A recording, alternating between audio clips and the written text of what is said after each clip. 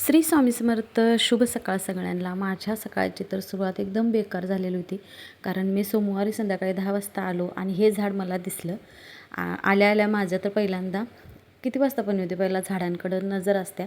मी आलो, अंधार होता, टॉर्च लावून बघितलं तर झाडांचं बघा आपल्याला समजते की बाबा इथं काय तर असं झालेलं आहे. आणि झाडं आल्या आल्या बघतोय तर पूर्ण एकसुद्धा पान झाडाला ठेवलेलं नव्हतं. आणि जे धनगरांच्या शेळ्या इथं येतात बघा, तर त्यांनी पूर्ण सगळी झाडं खाऊन टाकलेली होती. आणि म्हटलं आता सकाळी बघायचं, 10 वाजलेली होते, रात्रीचं एवढं काय दिसत नव्हतं. आणि नेमकी कुठली कुठली झाडं खाल्ल्यात आणि पाणी एक त्याच्यात नव्हतं, ते एक टेन्शन होतं. आणि इथं बघा सीताफळचं 2 सीताफळ होते, तीसुद्धा शेळीनं खाऊन टाकलेलं आहे. एक सीताफळ आणि एक असंच झाडाला होतं. तर हेच नाही तर समोरचं जे मिरची फुलाचं होतं ते खाल्लेलं होतं. परत साईडची जास्वंदी ती पण खाल्लेली होती. आणि सगळी जाळी ते तोडून म्हणजे माणसं बघत थांबलेली होती त्यांची. मला कळालं नंतर की त्यांचे जे 3 लोकं येतात ती शेळ्या हे करायला म्हणजे सांभाळायला, आणि तिघंजण पण बघत थांबलेले होते. म्हणजे कसं माणसाचं एखाद्या असा म्हणजे बुद्धी असते बघा, की दुसऱ्याचं नुकसान करत्यालं आपण बघत थांबायचं. आणि मी एवढ्या दिवस आता 2 वर्ष झाले ही झाडं मी रोपं फक्त असं काट्या आणून लावलेलं होतं आणि एवढी छान अशी रोपं आलेली होती. आणि फुलं इतकी छान येत होते तर रोजच्या रोज. तर असं म्हटलं आता शेवटी ते जनावर आहे, ती मुकी जनावर आहेत. मोठ्या माणसांना तर कळते, समजते की एखाद्याचं नुकसान करायला नको. तर असो, आता जे काय होईल ते चांगल्यासाठीच होईल. आणि खाल्लं तर उलट त्याला पालवी चांगली फुटेल. आता पाऊस लागणार आहे तर ह्याच आशेवरती मी बसलेलो आहे. पण एवढं उदास माझं मन होतं काल की सांगायलाच नको. मला असं म्हणजे त्या झाडांकडे बघितलं की नाही रडूच येत होतं. पूर्ण सगळं एक म्हणजे एक पान ठेवायला नाही आहे झाडाला, एवढी छान झाडं आलेली होती. असं आता सकाळची सुरुवात माझी झालेली होती. आज वातावरण मंद होतं त्यामुळं भारी वाटत होतं. आणि पाणी आता कधी येते त्याची वाट बघत होती, पण काळ्या टाकीत पाणी होतं. त्यासाठी म्हटलं आज धुणं भांडी सगळं जे काय ते बाहेर करून घ्यायचं. आणि किचन कट्टा ते पुसून जेवण माझं झालेलं होतं. आणि हे जाणार म्हणून मी डबा भरून ते मी माझ्या कामाला लागलेलो होतो. तर आता इथं हुंबरा ते धुवून घेतला, कारण मंगळवार होता. त्यामुळं म्हटलं सोमवार तर मी नव्हतं इथं. रविवारी संध्याकाळीच मी गेलेलो होतो, त्यामुळे सोमवारचं काय नव्हतं. तर आज म्हटलं छान एकदम मस्त देवपूजा त्यांनी करायची. आणि ह्या सगळ्या गडबडीत बघा पूजा दाखवायचं राहून गेलं माझ्या हातनं. तर फक्त मी हुंबऱ्याची पूजा, तुळशीची पूजा तुम्हाला इथं दाखवलेली आहे. असं आता मला देवघरातली जेवढी काय कपडे होते ती सगळी स्वच्छ करायची होती. कारण बघा जसं आता मशीन आणले तसं फरशीचे कपडे परत देवाचे कपडे हे आहेत ना बाजूलाच राहतात. आणि काय होते पहिला कसं आता कपडे एकदम बाहेर आणत होतो, त्यामुळं सगळी कपडे धुता येत होते त्याच्यात. आता देवाचे कपडे फरशीचे म्हणजे गॅस कट्ट्याची म्हणा किंवा फरशी पुसलेली जे कपडे आहेत तर ती मशीनमध्ये नाहीत लावता येत. आणि म्हणजे काय तर एखादं घाण जाऊन कचरा अडकून एखाद्या वेळेस मशीन खराब होईल ह्या ह्याच्यानं मी त्याच्यामध्ये नाही लावत. आणि बहुतेक लावतच नसतील. आता मी ज्यांच्यात आहे त्यांचं बघितलं तर आपले रोजचे जे रेग्युलर कपडे आहेत तर तीच फक्त मशीनला लावतात असं मला माहीत आहे. त्यासाठी मी फरशीची देवाची कपडे जे आहेत ती मशीनला नाही लावत. तर असं एक दिवशी बाहेर धुतलं तर, आणि पाणी पण नव्हतं. मेन कारण म्हणजे पाणी जास्त नव्हतं आणि मशीनला एवढं पाणी लागते की काय सांगायला नको. कारण बघा तेवढं जेवढं ते पाणी धुवायला घेते तेवढं पाणी पिळायला त्याच्यामध्ये घालायला लागते, नाहीतर मग जड होत्या मशीन, फिरत नाही व्यवस्थित. जेवढं आपण धुण्यासाठी घालतो तेवढंच पाणी त्याच्यामध्ये पिळायला पण घालायला लागते. आता म्हटलं तेवढ्या पाण्यात ही सगळी कपडे होऊन जातील. आणि मी आज फरशीच्या कपड्यांसोबत रेनकोट पण धुवायला घेतलेलं होतं, कारण आता बघा पाऊस सुरू होईल.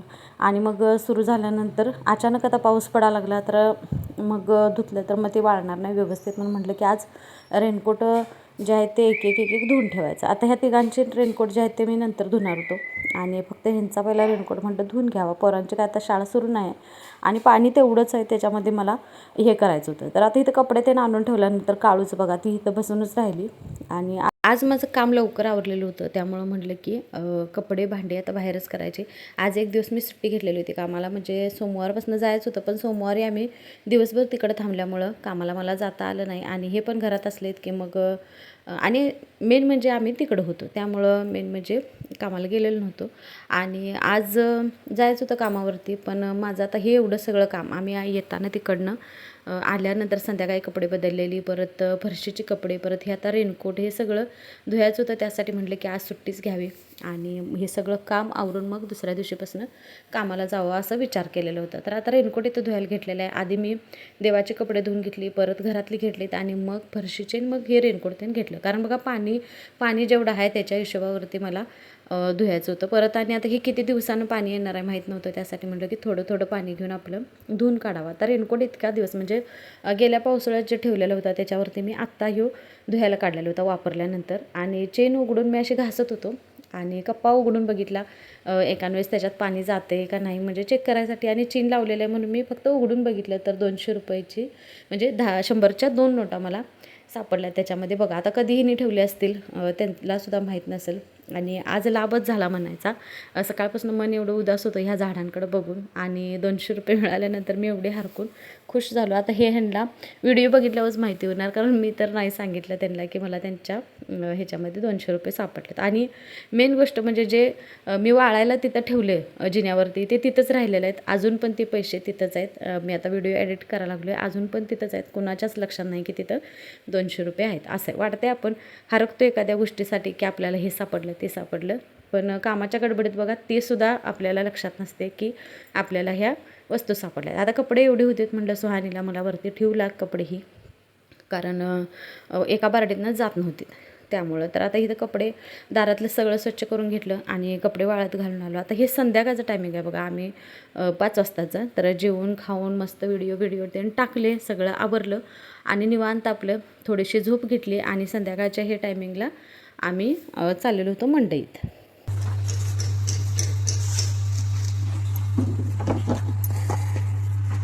चपला वर ठेवत्या पडत्यात नेतही काढू. इकडं टाक, इकडं मी घालणार आहे. ए कुठं का काय काम आहे? हिला हात मारलास?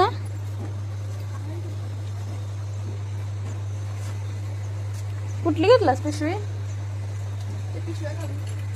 मग कसं तिथं फुकट देणार आहेत काय? पाकिट काढून ठेवले, पिशव्या काढून ठेवल्यात न, भाजी फुकट देणार आहेत काय म्हणलं?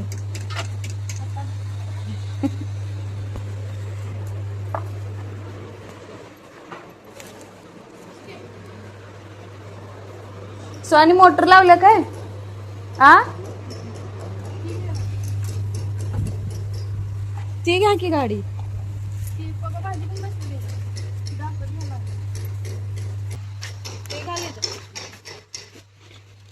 ₹500 घेतलं का? तेलाची किती घ्यायची आपण?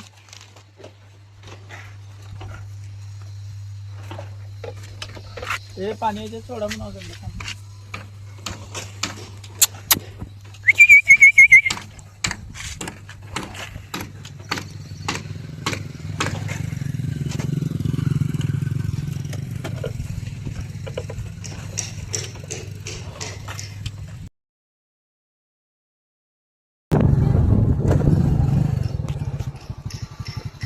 हट. अगं थांब काळू. चलो घरला जा. ए बाळ जा घरला. जा घरला. चल पाठीमागे जरा चालू कर.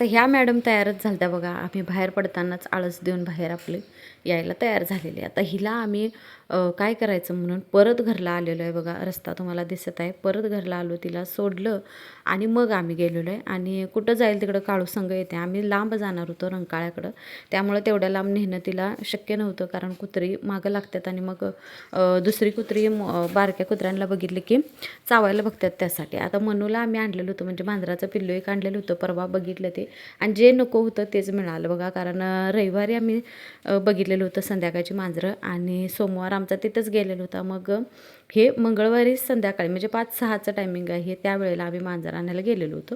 आता ते काय नव्हतं तिथं, त्यामुळे हिने म्हणतात की असू दे जे आहे ते घेऊया, कारण बघा एकच हे शिल्लक राहिलेलं होतं, बाकी सगळी ती नेलेली होती मांजरं. आणि मांजर तर आता पाहिजेलच होतं, कारण मी आल्यानंतर पाठीमागच्या साईडला युटिलिटीमध्ये तिथं दरवाजा उघडून बघितला तर मशीनवरती मी कापड झाकून गेलेलो होतो. एखाद वेळेस पाऊस आला तर मशीन भिजायला नको, म्हणजे कपड्याचं धुयाचं मशीन जे आहे ते भिजायला नको, त्यासाठी कापड झाकून गेलेलो होतो. आलो तर तिथं म्हणजे हुंदरं आलेली असं कळालं. त्यामुळं म्हटलं की आता मांजर हे पाहिजेलच म्हणून आम्ही घेऊन आलेलो होतो. आता संध्याकाळी जेवण ते झालं. जेवून झाल्यानंतर बघा ह्याला बघितलं म्हणजे तिनं आधी बघितलेलं होतं मांजराला काळूनं, तरी पण बघा तिचं म्हणजे काय ॲक्टिंग सुरू होती. तिला भुकायचं, कुठं तिच्या अंगावरच जायचं असं तिचं नखर सुरू होतं. तर तुम्ही व्हिडिओमध्ये बघितलं की मनूसुद्धा म्हणजे जे मनू होतं आमचं ते पण काळूला बघून तसं करत होतं. त्याच्यासंग नंतर त्याची मैत्री झाली आणि ती चांगली राहत होते. पण मनूच गेलं कुठं आणि मी आता हे आणले म्हटल्यावर ते पण यावं अशी माझी इच्छा आहे. आता स्वामी महाराज तेवढे पूर्ण करू द्यात, कारण बघा इतके दिवस आपण त्याला लहानाचं मोठं केलं आणि कुठं गेलं आणि काय झालं नेमकं त्याचं कळालंच नाही, माहितीच नाही. आणि रात्रीचं जरी झोपलं त्याची आठवण आली की वाटते की मनूचं नेमकं काय झालं, ते हाय का नाही असं वाटत राहते. आम्हाला काय कळायलाच मार्ग नाही. त्या दिवशी जे गेलो मला वाटायला लागलेलं होतं की थोडासा वेळ थांबून आम्ही त्याला आत घरामध्ये घालून गेलो असतो तर बरं झालं असतं. असं आता हे आणलेलं आहे आणि मेन म्हणजे हे सानूसाठी आणलेलं आहे. तिला एकदम मनूचं एकदम हे झालेलं होतं आणि तिच्यासाठीच मेन म्हटलं तर हे मांजर आणलेलं आहे आम्ही. आणि बघा आता हिचं नकर सुरू आहेत. बघितले त्याच्याकडं आणि परत म्हटले की आम्ही कोण पण जाऊ दे बाहेर पण पाऊल टाकणार नाही. जोपर्यंत स्त्री बाहेर पडत नाही तोपर्यंत तिला वाटत नाही की हे कुठं चालल्यात. तर असो गाडीवरनं जाताना पण स्त्री गाडीवरती होता म्हणून ती आमच्या पाठीमागनं पळत येत होती. असं आजचा ब्लॉग कसा वाटला, आवडल्यास लाईक शेअर सबस्क्राईब करा.